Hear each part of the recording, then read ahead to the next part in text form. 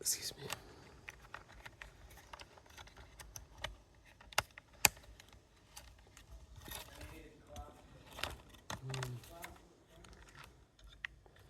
Okay.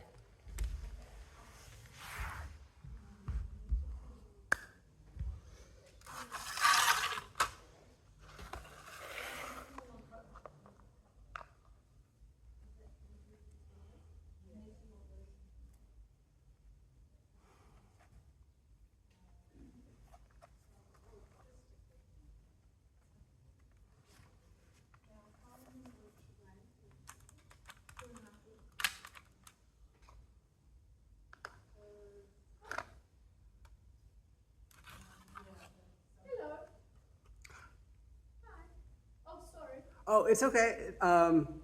Yeah, I booked like. You booked the space. Okay. Yeah, but I don't mind sharing. Like, No, it's okay. We'll be quiet. I wasn't aware of that. Don't worry. We'll be quiet as nice. it's all good.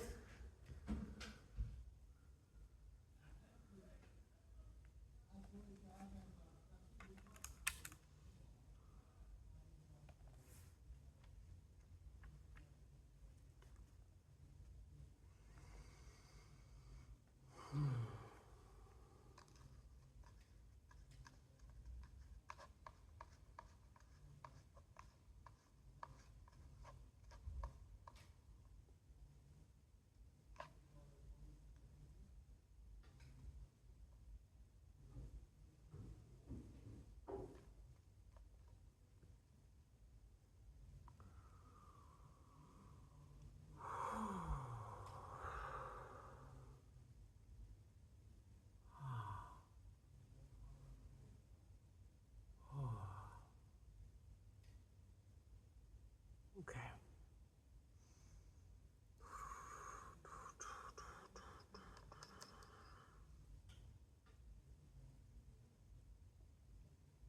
I was thinking.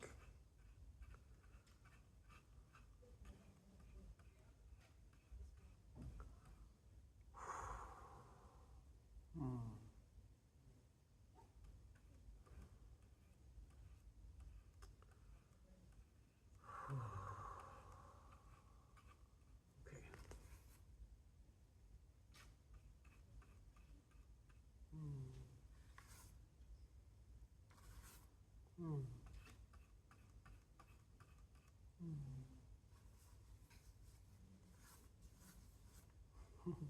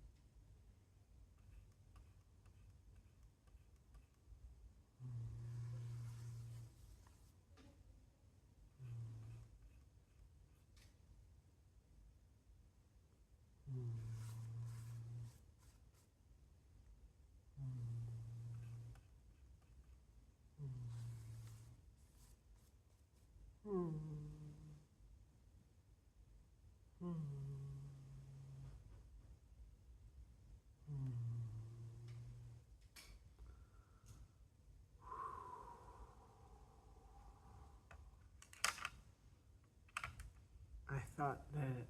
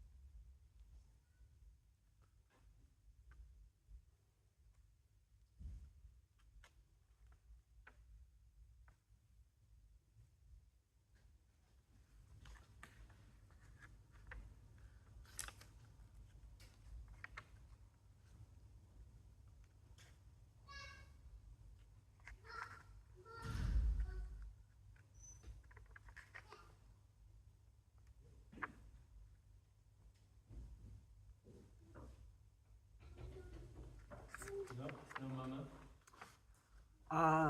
Maybe that way or that way or Maybe upstairs. Come. maybe Cora. gone. Cora.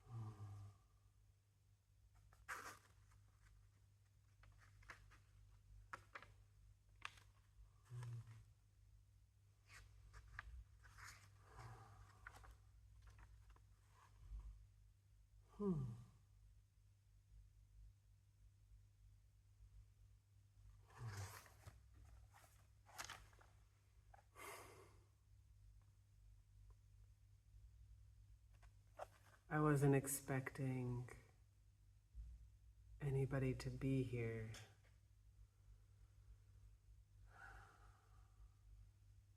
I thought that it would just be me and you and I had all these ideas of how this would begin and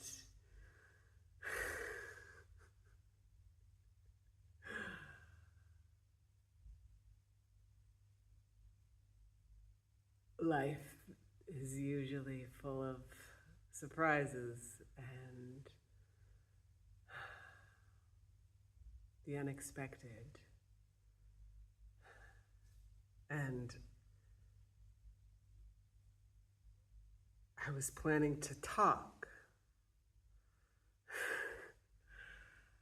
and sharing this space in this moment with people that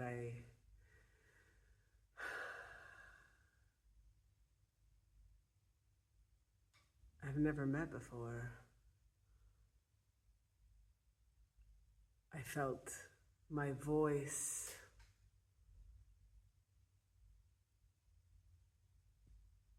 become quiet and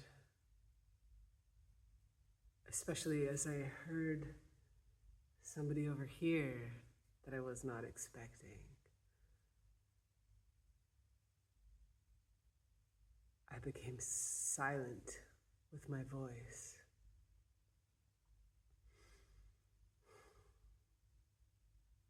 And I shared some of my art.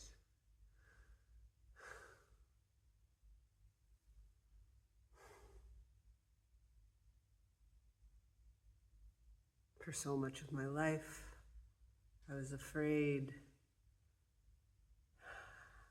to make art. Afraid that I wasn't good enough. that I wasn't an artist.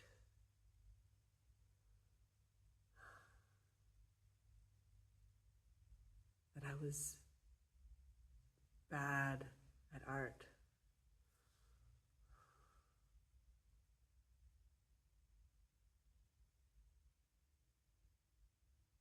I don't think I ever signed up for an arts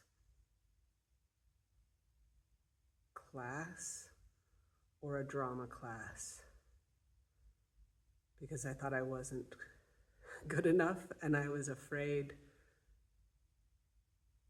to be on stage.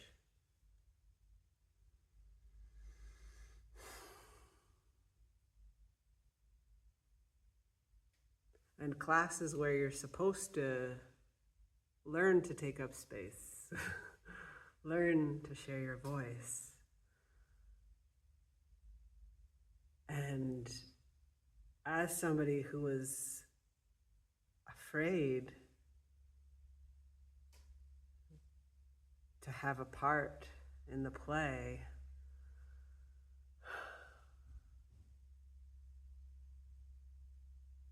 it probably would have been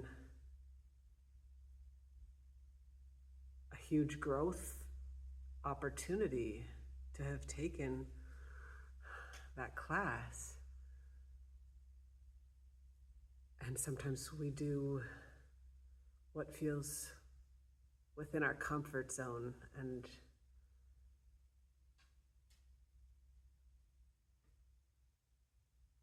I wonder how different my life would have been if I hadn't been so afraid of my voice. And it's taken me so much work to get to this place, to share my voice in this way, and still there was this struggle.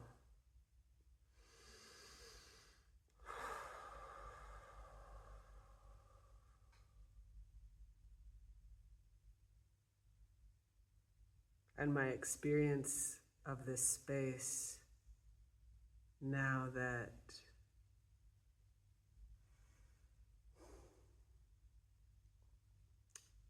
I believe I am alone, it does feel different than if it had been just me upon entering.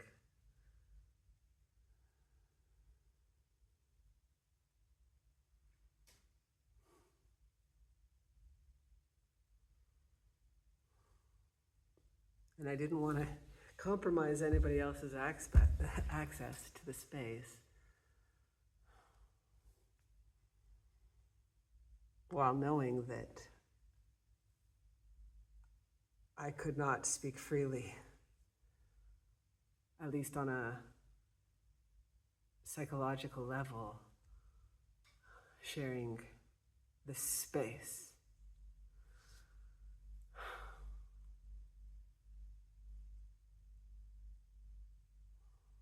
It makes me think about how,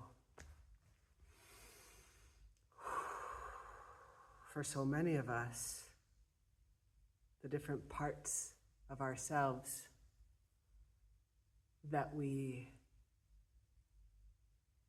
show and that we share can vary depending on who we think that we're talking to, who we think is in the space, who we think is listening, paying attention.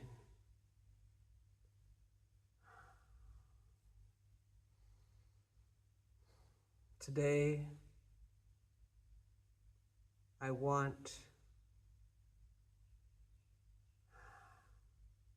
to share my voice.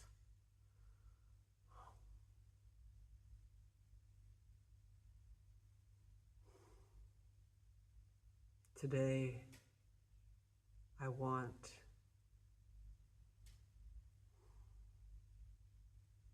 to talk about what's important to me.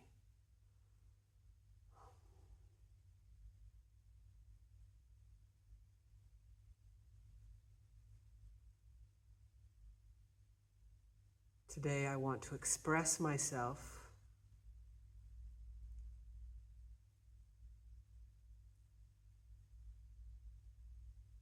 as freely as possible.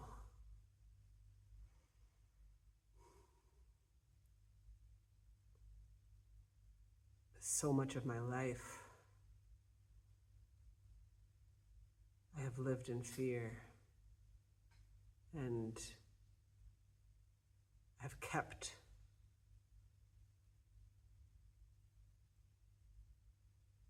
different parts of who I am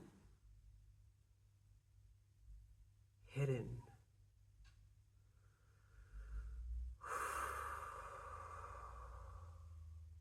I think I need to move my body because I'm starting to feel some pain.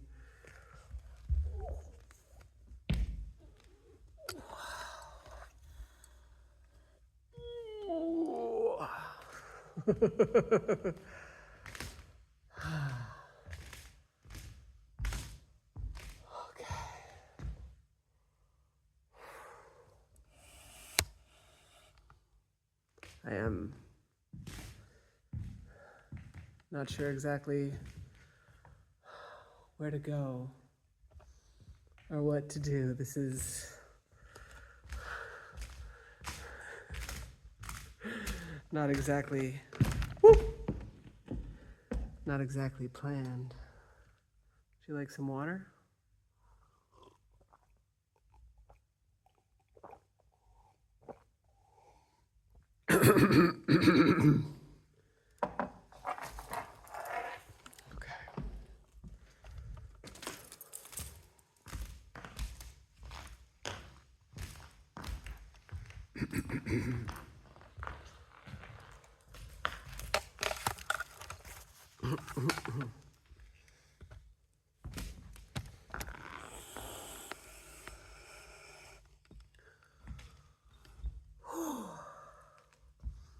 Just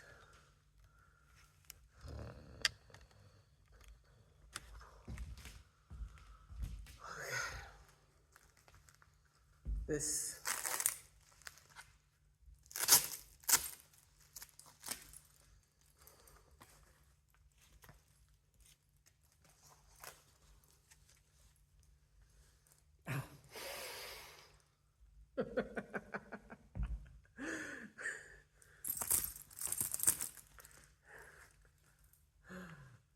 what is this?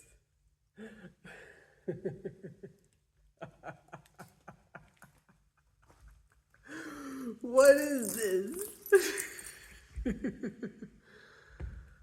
Seriously. Let's take a look. Okay.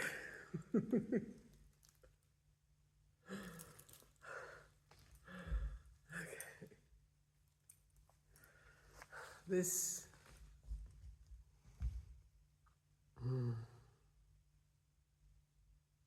well, it could be whatever.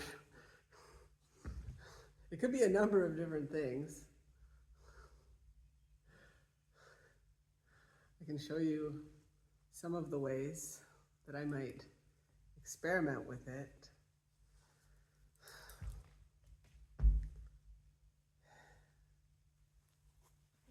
It provides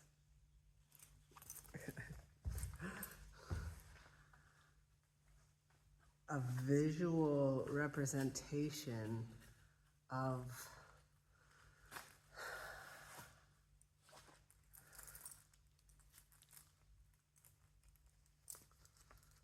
let me see if I can show you.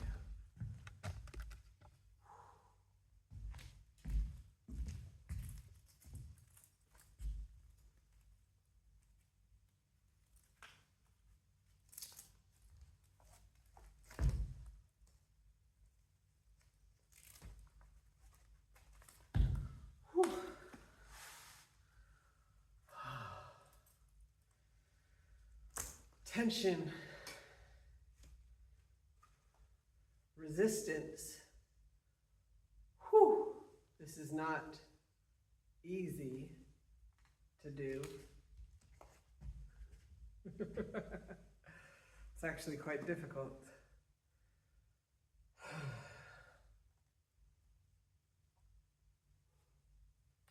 And I wear this because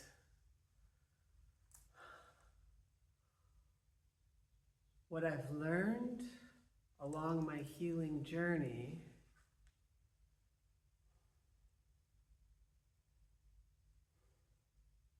is that I used to think a lot of things were normal or just the way that things are, and it's possible to change what's normal, or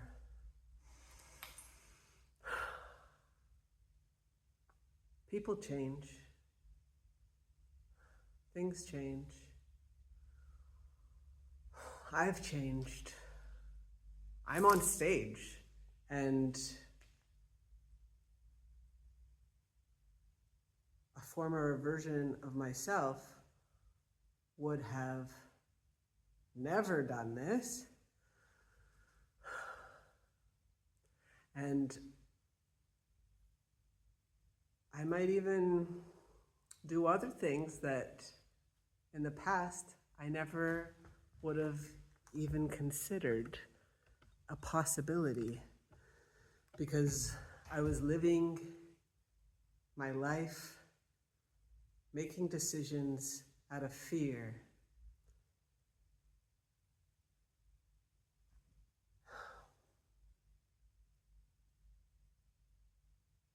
And I don't think that's completely changed, but little by little, day by day, I'm trying to make choices from a place of wanting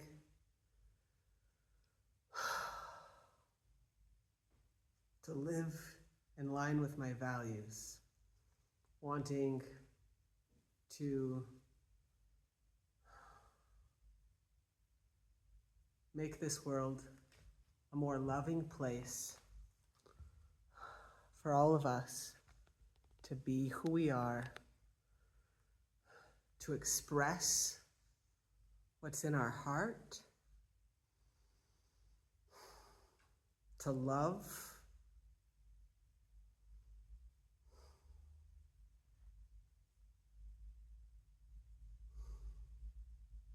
in a way that we don't need to shrink ourselves. The first time that I attempted to come out, I was sent to the doctor, and she basically told me it was a phase and that I would grow out of it, and I felt like she tried to build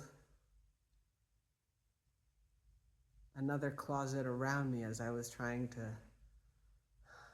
come out of the closet. She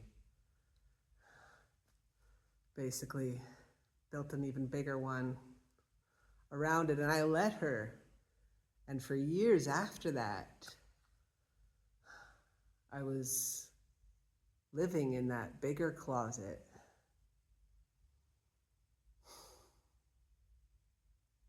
I wasn't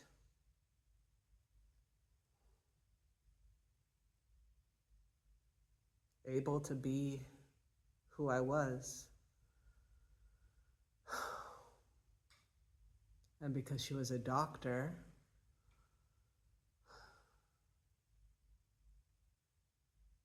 everybody thought that she knew what was best for me.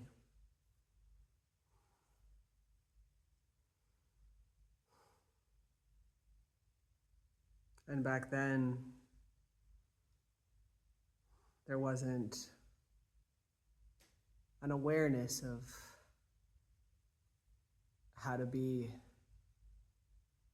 a supportive parent.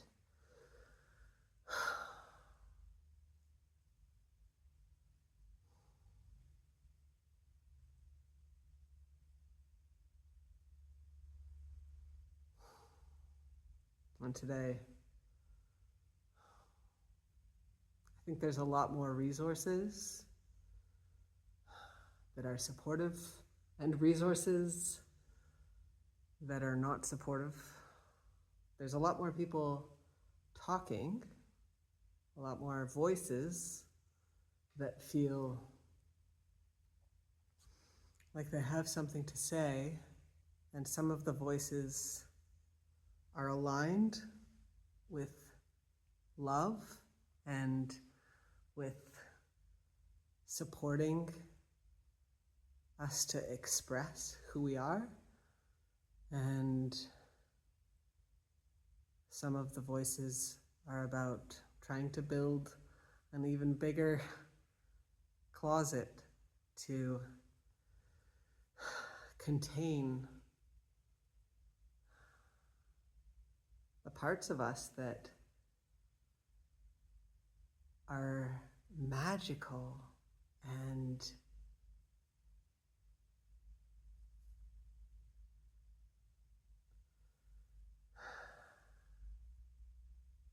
I don't think I would be able to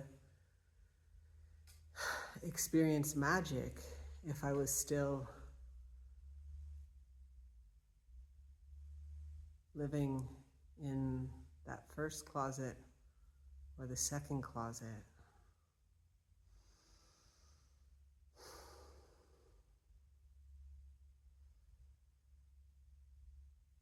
And some people think that they know what's best for us, and they try to put us into their boxes without really listening to what we know about who we are.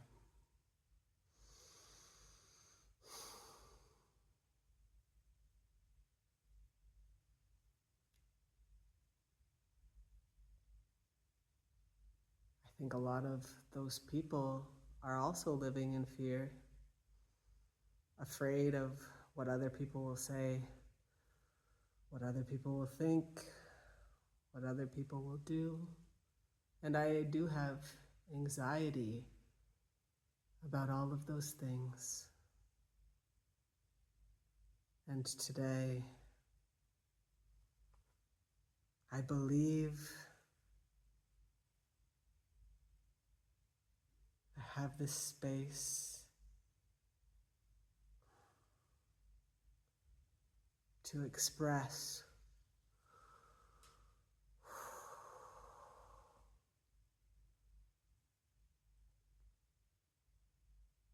some of my journey, to model courageous vulnerability, and to recognize my role in silencing myself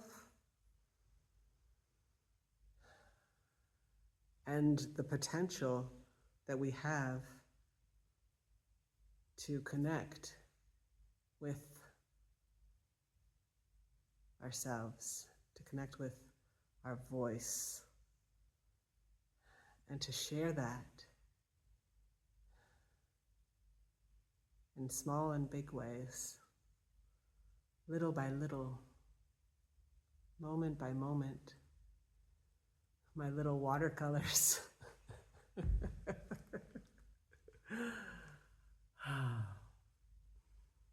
They'll probably never make it into a gallery, and that's not the point. For me,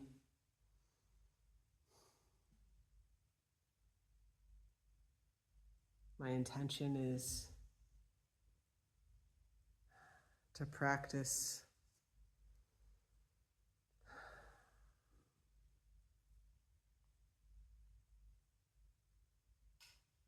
connecting, aligning,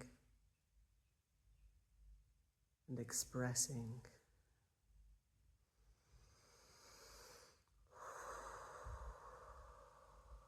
Creativity.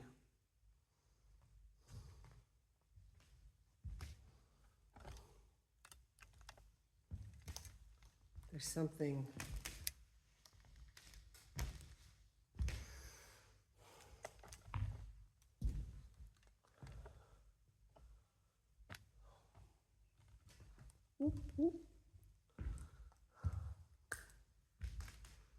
for so much of my life I was not creative. I was almost like a robot, very efficient. And when we think about what it is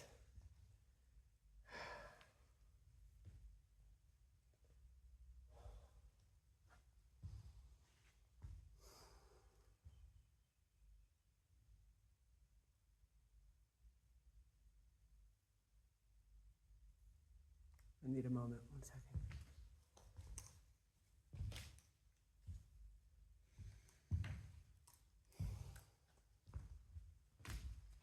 When we think about,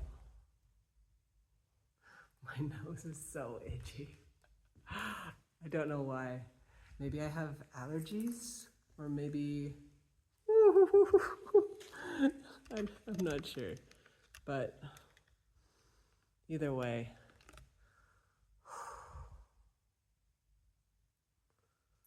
I want to talk about our bodies. I want to talk about sex. And I might even take off my clothes, and I have a secret pussy. Well, I guess now it's not a secret. I have a not so secret pussy. And I was gonna bring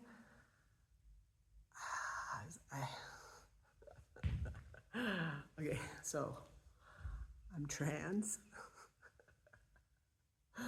When I was first able to come out to myself, to understand myself, well, not the first time, but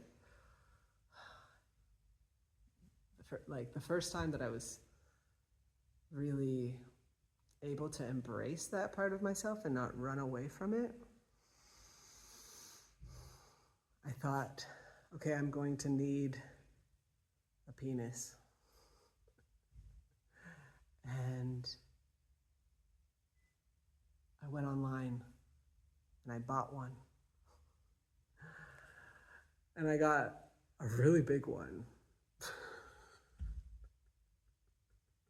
which is quite uncomfortable to carry around, in my humble opinion. I didn't bring it today. I don't pack very well. You have noticed, I'm not sure. But nobody needs to have a penis unless if they want to. And I think if anybody who wants to have a penis or a pussy or whatever, I support us to have whatever we want, and nobody gets to tell us what we do with our bodies or how our bodies should be. And sometimes I watch TV shows and movies where they are trying to do some supportive programming around trans people, and then they reinforce a very narrow way of how we're supposed to have a body, how we're supposed to have relationships and love, and how we're supposed to make love and have sex, as if there's a cookie cutter that fits all of us.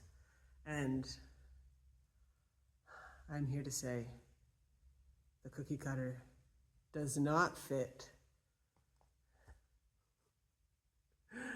And I am never going to apologize for my pussy. I love my pussy.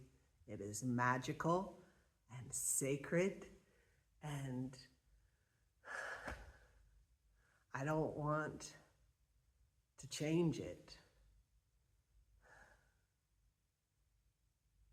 It's hilarious. It's quite vocal. My vagina can queef on like whenever I want to, basically. I'd say 99% of the time. It's a pretty high queef average. I just came up with that right now. I've never used statistics to talk about queef probability. However, why not? Baseball has statistics. Why don't we have statistics to celebrate the symphonic possibilities of a queef? If we want to. I wouldn't want somebody to use statistics against us, but if we want to use statistics to celebrate the magic of our pussies. Yeah. I don't experience dysphoria unless if people try to put their stereotypes and assumptions onto me.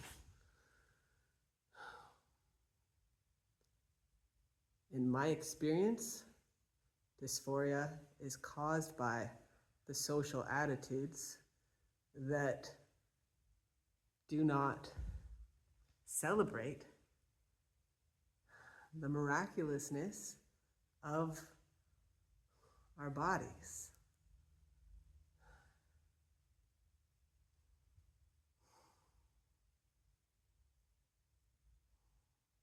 And I don't want to suggest anybody else should have the same relationship with their body that I do, but I think it's important for me to share my story with my body and to be enthusiastic about loving my pussy and all the possibilities for making love and making fuck with my pussy.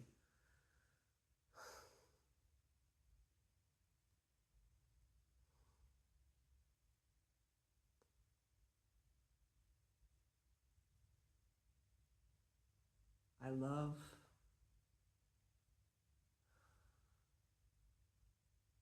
it. I feel like maybe I should. I don't usually use shoulds, but I wonder if my pussy would want a name.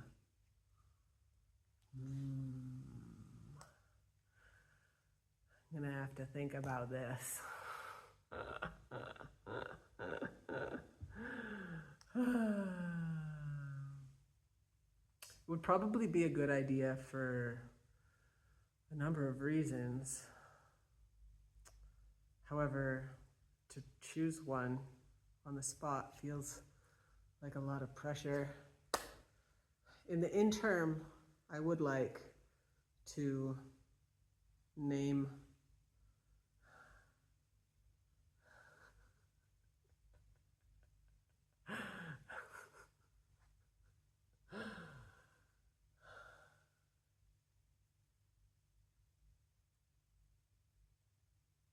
I'm leaning towards honey pot. Sweet, delicious,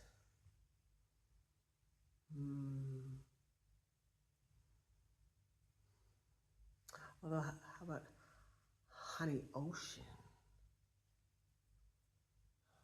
There's a expansiveness. Ocean honey.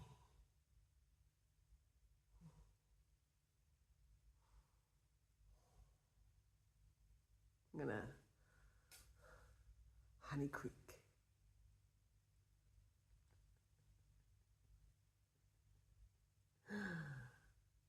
I'm gonna reflect on this more later.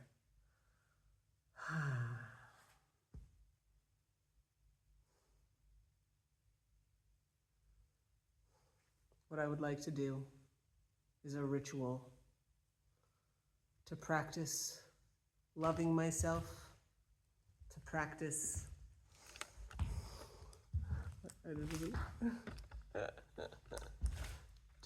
loving myself, to practice celebrating my body, and to invite all of us to practice loving ourselves, loving our bodies. Yeah. And I'm going to take off my clothes, which is kind of a big deal for me to do this on stage. It's something that I've always wanted to do. Well, no. I've admired people for taking off their clothes on stage, but I always thought that was something that other people do, kind of like tattoos and piercings. And what I've realized is that all the people that have tattoos used to be people who didn't have tattoos, and then they got one. And people who have nipple piercing were not born with nipple piercings, but got pierced. And that's actually something that I did, that I always thought that I would never do. The same about my belly button. I thought,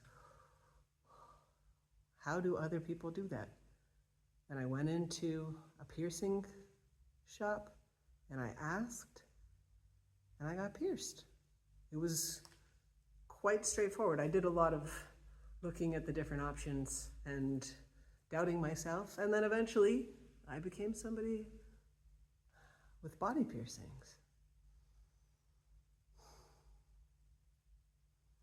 And I have to say, taking off the Band-Aid hurt maybe 50 times more than the piercings did. Which I find absolutely hilarious. It was a really, really painful Band-Aid removal. I lost some hair. It took a while. Yeah. Anyways, so yeah, that's the plan. Celebrate. Clothing optional. Sex positive. Sex is optional. Sex toys are optional. And taking breaks is always an option as well.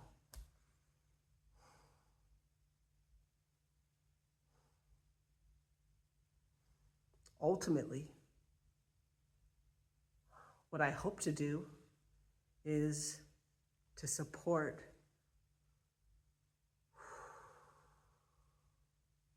creating collaboratively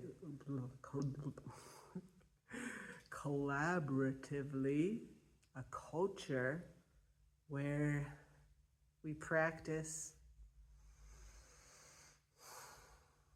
expressing ourselves, sharing our voices, celebrating our bodies,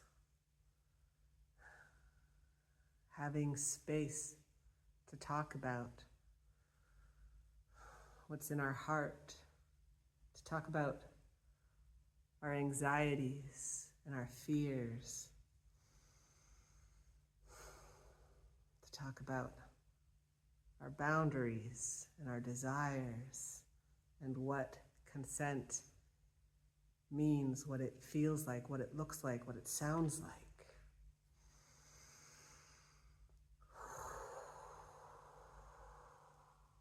To be intentional with how we touch, how we talk, to make space for all of us to be. That is my intention. And ultimately, by enhancing our communication around building more safer, loving, pleasure, to resolve the orgasm gap, to support access to pleasure in a way that challenges all the messed up stuff around sex that have led to so many people having sex without feeling that their needs are taken seriously, that their pleasure is taken seriously.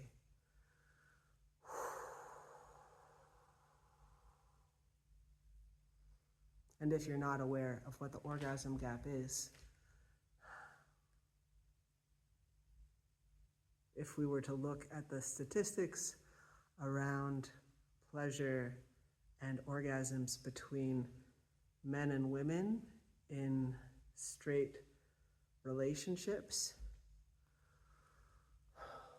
men have a lot more orgasms than women do because of the ways that our society understands what sex is and what pleasure is supposed to look like or feel like, that tends to center men's pleasure and deprioritize women's pleasure. And it's up to all of us to be a part of the cultural change to support women's access to pleasure in a way that is safe and that makes space for our holistic mental health. There's so much talk about safer sex without talking about the role of mental health when it comes to safer sex. And so many of us have anxiety or PTSD or other challenges with our mental health that can impact our experience. Woo! Woo! Well, that was a big one.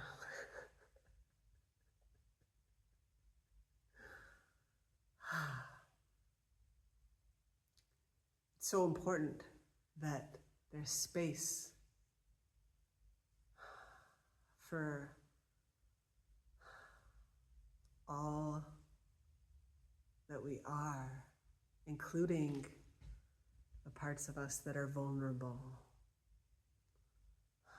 to be able to exist, to be imperfect, as nobody is perfect. I'm doing my best, and I'm not perfect. Because perfection doesn't exist, and that's okay. It's a part of life. And if we can embrace the imperfections and celebrate the magic, that is my invitation. To celebrate the magic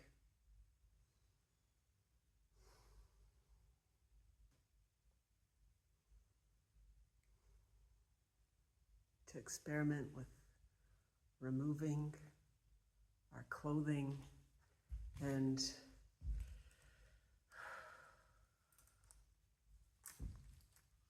what I'm noticing is it's me that has put these clothes on. It's me that is on some level holding myself back from expressing myself and loving myself and sharing my voice. And that's not to say that there aren't other factors and influences, and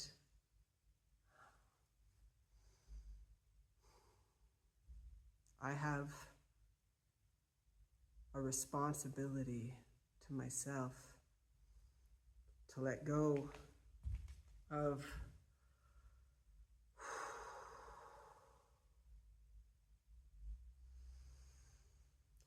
all this resistance that has kept me for so many years from holistically loving myself. I'm going to remove this. Whew. Whew.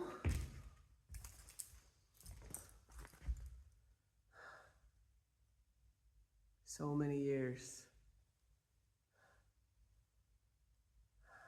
of being quite stuck and keeping myself small.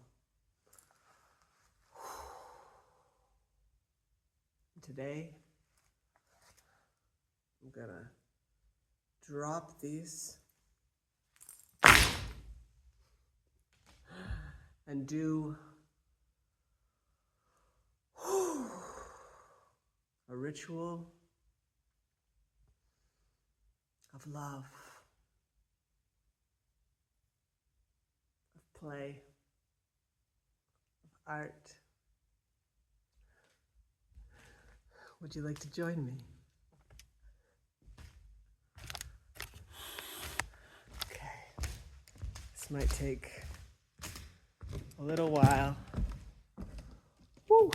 Woo, woo, woo, woo, woo. Okay. Here we go. Here we go.